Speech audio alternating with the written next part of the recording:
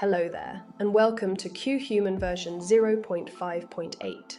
We're absolutely thrilled to present this update, packed with new features aimed at boosting both performance and your overall experience.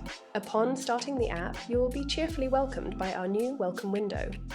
This nifty addition offers the scoop on the latest tweaks and enhancements, complete with in-depth descriptions and links to resources. If you'd rather, you have the option to select Hide until next update, keeping it out of sight until the next round of updates rolls out. The main window has been revamped, particularly in the configuration area. Mouse controls are now located in the mouse card viewer, which we'll explore in more detail shortly. UI components have been reorganized for a more intuitive experience. The commands section now displays cards rather than paths. This can be seen under the Type column.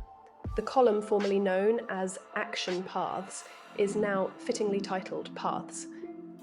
The context menu has undergone updates, including the relocation of loops to the card viewer, the introduction of a new card menu section, and enhancements to the filters in the Intel and Commands logs.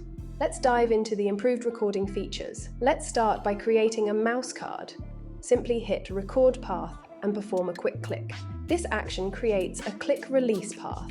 For a drag and drop path, press Record Path, hold the mouse button, and move the mouse slightly.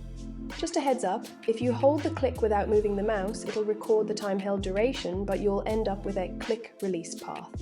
So a bit of motion is necessary to create a drag and drop path. Back in the main window under the General Settings, you'll find the Ignore Time Held option now at your service. It should be noted that this setting affects drag and drop paths as well. The new feature, Comments, allows you to add personal remarks to each mouse card and individual path within the card viewer. The card viewer, a new window, acts as the nerve center for managing your mouse cards. It hosts General and Override tabs and allows for the saving of custom settings or reverting to default ones. Mouse cards are orderly displayed as mouse card 0, mouse card 1, and so on, mirroring their sequence in the Commands section. This window not only enables you to append comments and fine-tune replays for specific paths or entire cards, but also provides access to a context menu for additional functions, such as deleting cards, creating loops, or exploring the new Info Card Viewer. The Info Card Viewer, another addition, offers a succinct, read-only summary of loop information. After setting up a loop path, right-click and select Info to open the Info Card Viewer, where you can review loop details. Back at the main window, you now have the option to run specific paths individually instead of triggering the entire sequence at once. Enhancing the menu, two new items, Welcome and Support on Patreon, have been incorporated. Welcome serves as a quick gateway to the welcome screen, while Support on Patreon is an invitation for users who are fond of the app and wish to contribute towards its growth and development. If our app has captured your heart and you'd like to support its growth and development, feel free to show your support on Patreon.